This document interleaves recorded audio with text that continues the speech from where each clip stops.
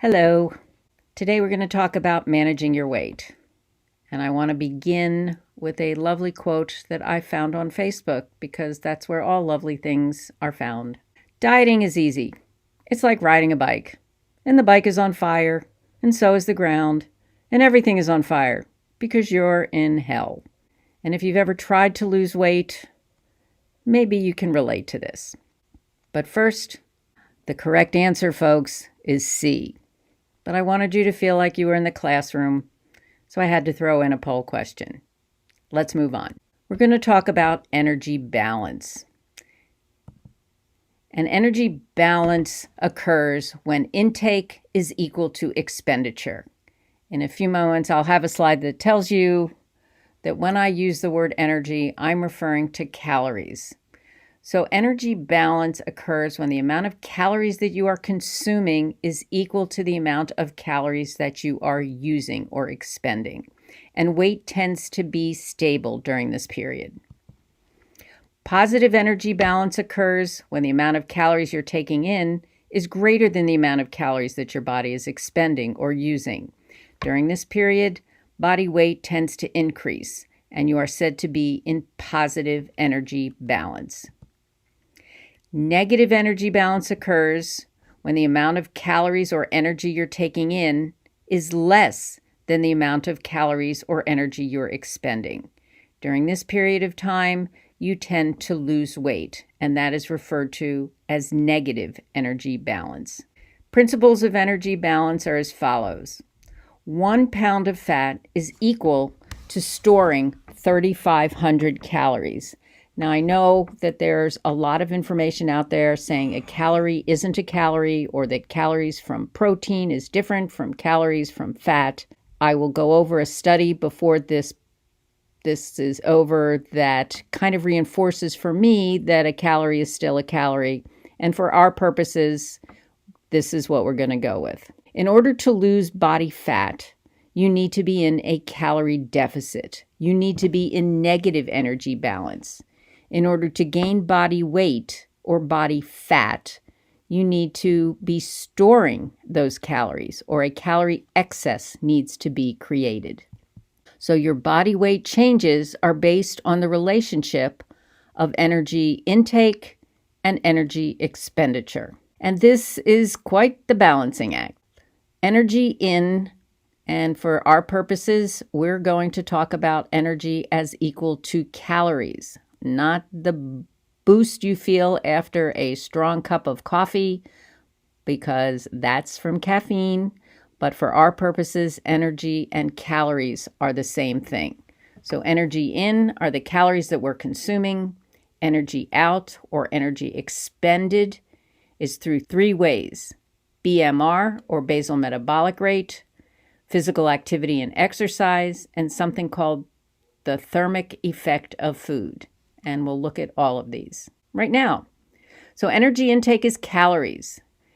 The consumption of calories that we get from food and drinks. You need to know that all these calories add up, which is why I'm not a fan of sugar-laden sodas or juices, because I don't think folks should be drinking their calories unless you can afford it in what I like to call your calorie salary. These calories have been determined through something called a bomb calorimeter. What we're looking at is a piece of machinery that's known as this bomb calorimeter. You have your food in the middle in a little container, and it's surrounded by metal, and that's surrounded by water. And what happens is the water is heated up until that food item is totally broken down to ash. And that change in temperature is what's called a calorie. So calorie is actually a unit of heat. It's a measurement of heat. So energy intake are the calories that you consume. Energy expenditure are through basal metabolism, physical activity, and the thermic effect of food. Metabolic rate refers to how fast we burn calories in order to maintain normal body functions. And your basal metabolic rate is the minimum amount of energy required to maintain body functions apart from digestion. And this is the involuntary activities like breathing, nerve impulse transmission. Again, you don't want to have to think. Breathe in, breathe out. Those are involuntary activities. It's the energy required for the body to minimally function. Your heart to beat, your lungs to breathe, those involuntary activities required for living. It's usually determined during a fasting state when the body is completely at rest. It's not determined during sleep because some people move around a lot when they're sleeping. So it's determined when the body is at rest. And most of the energy expenditure in a sedentary person is used for basal metabolic activities. About 2/3 of the calories we consumed are used to maintain metabolic activities. There are a number of different factors that can affect your basal metabolic rate. Age, as we get older, our metabolism tends to slow down. Gender, males tend to have a higher basal metabolic rate than females because they tend to have a higher muscle mass. Testosterone tends to produce more muscle, and muscle is a more metabolically active tissue. This is why we recommend exercise, because for some people, and I'll talk more about this, it can help change their body composition. It will help decrease body fat and increase muscle mass. The reality is that change, that amount of calories required to maintain muscle, is not that much greater, but it certainly has a lot of other benefits besides increasing your basal metabolic rate. And I don't want you to exercise in order to be able to eat more calories. I think we need to separate exercise from eating, that we need to do that for two different reasons, and that's something that we hopefully can talk about.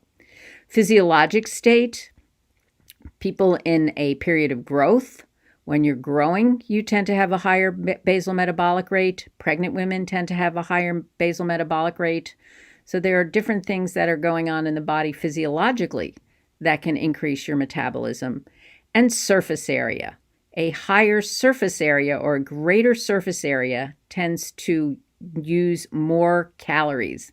If we look at these boxes on the right, there are two different boxes. Well, actually, they both are made up of 8 boxes, but one is stacked, one on top of the other, and the other is in a 4x4. Is that right? 4x4? 2x2? 4x4. In any event, the one on the right has a greater surface area exposed to the environment than the one on the left. Imagine we're looking at two people. They weigh the same, but one is taller. The person who is taller has a greater surface area exposed to an environment and the body needs to be using more energy in order to maintain normal body temperature. A smaller surface area does not need to use as much energy. So that's why being taller is related to increased basal metabolic rate.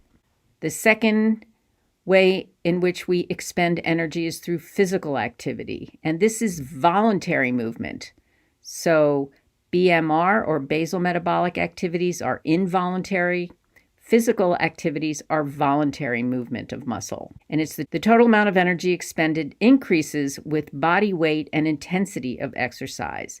So a larger person will expend more energy for the same physical activity as a lower weight person because they are moving more mass. And as they tend to lose body weight, the amount of energy expended for exercise can decrease. This is why it can be very frustrating to maintain the same rate of weight loss over time. The third category of energy expenditure is what's called the thermic effect of food. It's what's sometimes referred to as the food processing charge. About 5 to 10% of the total calories consumed is required for digestion, absorption, and assimilation of nutrients in the body.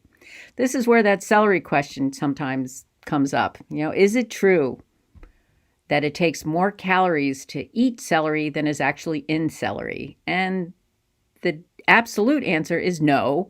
5 to 10% of the calories found in celery are used to digest, absorb, and metabolize celery. But the question that people should be asking